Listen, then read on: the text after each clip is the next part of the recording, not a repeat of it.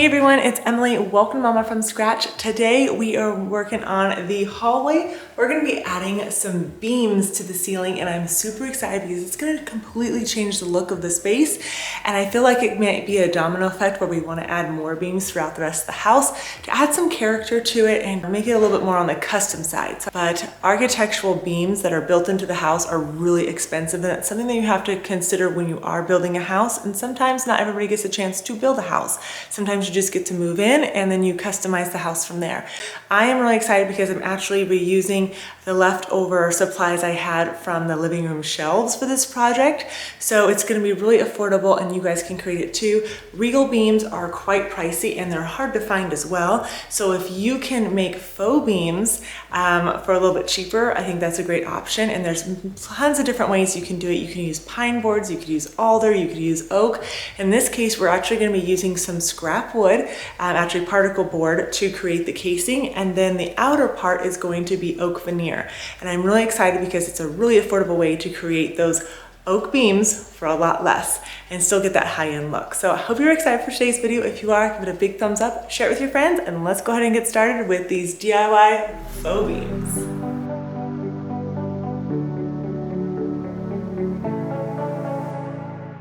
So I had one long piece of oak veneer left, so I'm ripping that down to the length that I needed, and then I'm going to add some wood glue between the particle board and the oak veneer. If you are using solid wood boards, you won't need to do this step, but if you are using a thinner board, this is definitely necessary. You're going to spread that out, and then you're going to make sure it's flush on both ends, and you're going to clamp that together, and then you're going to nail it as well if you can. I'm using my brad nailer here.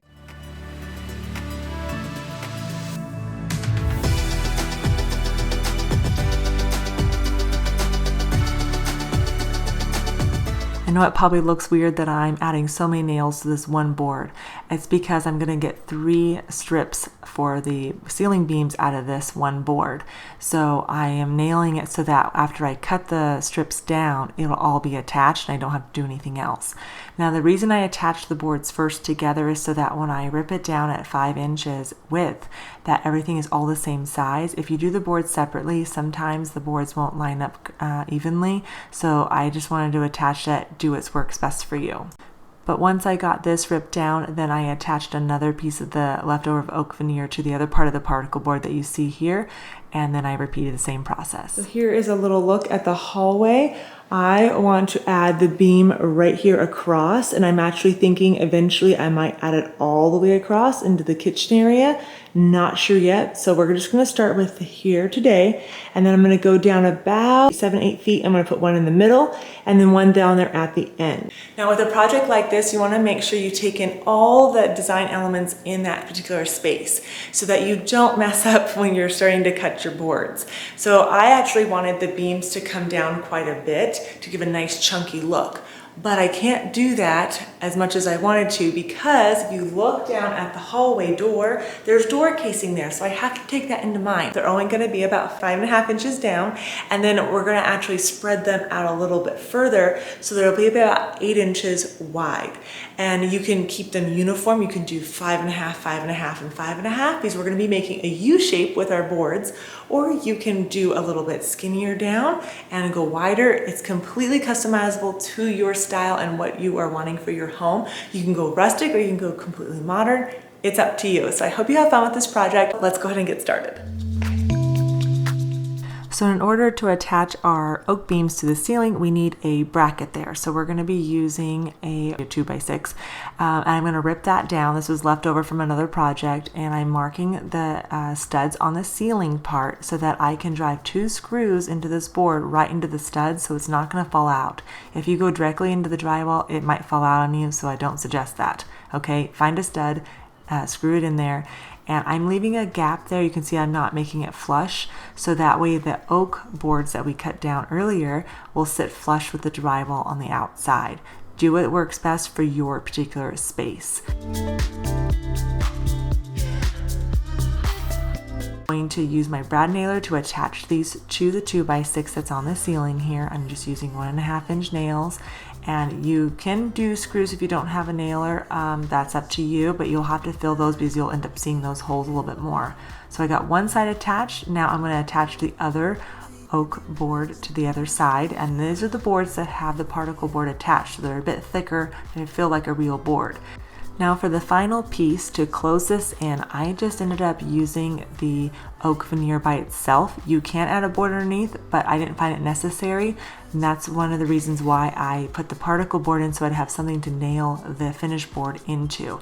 Now I just kept straight edges on this. You could miter them to where you have two 45-degree angles coming together, but because the oak veneer is so thin, it was going to be really hard and difficult for me to do that. If you have a thicker board, it's easier, so I don't mind it. I think it looks just fine, but do what works best for you and your personal taste.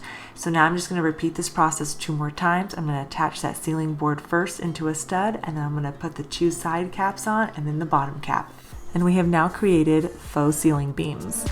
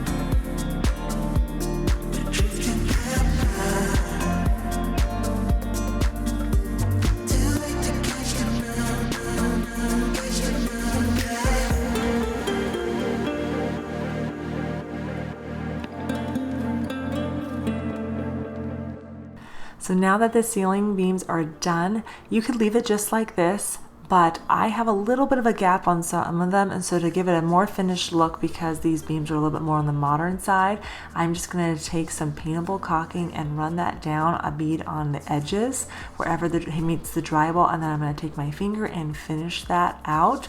If you have painted walls, I definitely suggest doing this. I ended up not having to paint this because the white blends in right with my walls. But if you have more rustic beams that are really beat up and have that look to them, you don't even have to do this step. You can let that be as natural as possible. You can also fill in all the nail holes in your wood boards with wood putty. I'm not doing that because honestly you can't even see it from far away, and I'm not worried about it. So again, it's all personal preference. Do what works best for you and your taste.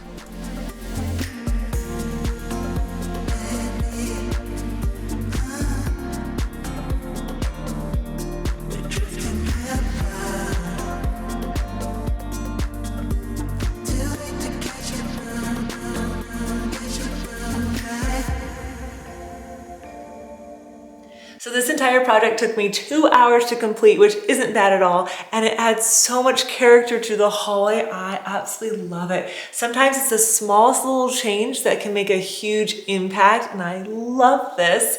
So I hope you guys can add this to your home. Now you're probably thinking, girl, you need to add some pendant lights coming down or something. That would be amazing, but I already have recessed lighting, so I'm not gonna add that. But something I could add to jazz it up a little bit, and you can too, you could do a vertical shiplap between the beams, or you could do it horizontally.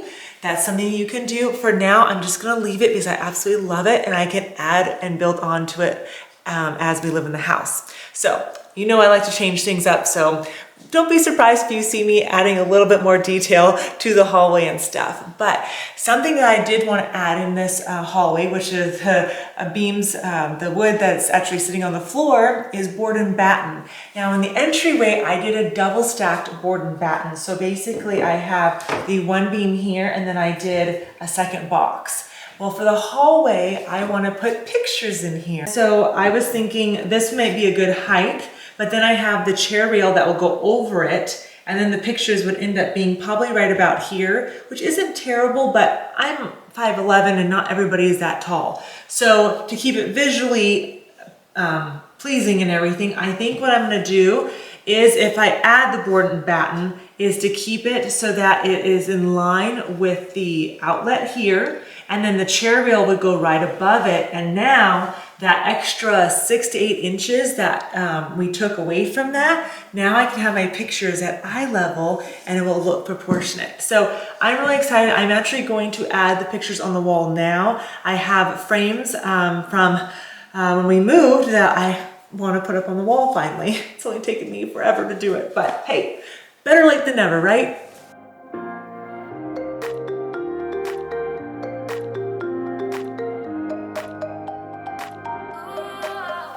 Just like earlier when I was talking about placing your ceiling beams, taking the whole space into consideration, we have to do the same thing when we're hanging the pictures.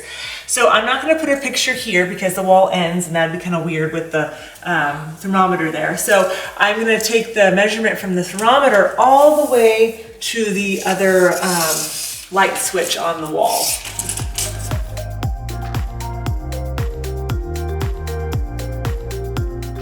I've got 10 feet to work with, so, and I only have 4 picture frames. I think 5 would actually fit the space really well, but we're gonna make the 4 work.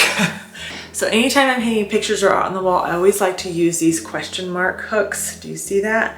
And that way it actually hooks onto the bracket on the back, and if it gets knocked or if you have earthquakes or anything like that, it's not gonna fall off, and this will work really, really well.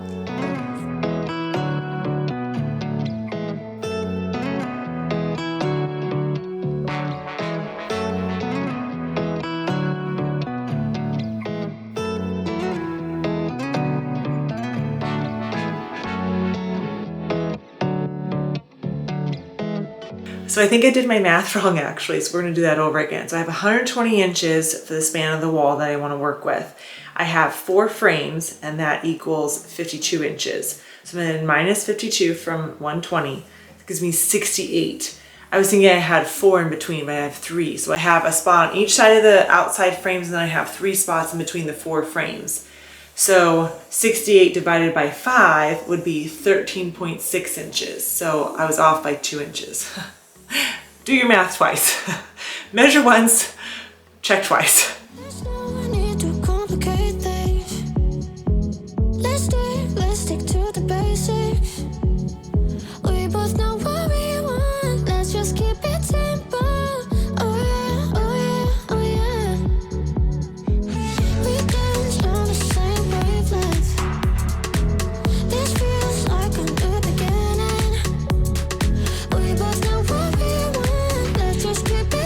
So I did 13.5 between the frames here, and then I just took into consideration the 1 frame, leaving it at 19 3/4, but I forgot about the other frame. So I was hanging my pictures here instead of at the 26 1/4 mark. Oops, it happens, it's okay. Nothing that a little spackle can't fill.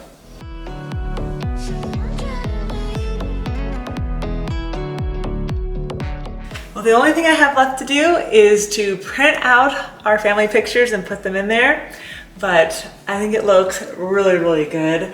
Who knew that just adding some frames and some ceiling beams would completely transform this hallway?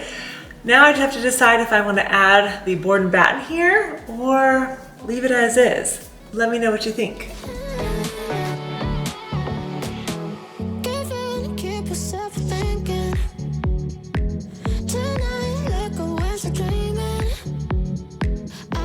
You were on the fence about ceiling beams. What do you think now? I absolutely love them. It turned out so good. It adds a lot of character to our house, and overall, it looks like it's custom built, but we did it after the fact and for a fraction of the cost, which means you can too. So if you enjoy videos like this, be sure to give them a big thumbs up, share the videos with your friends. That really helps my channel out, and make sure to hit that subscribe button and the notification bell.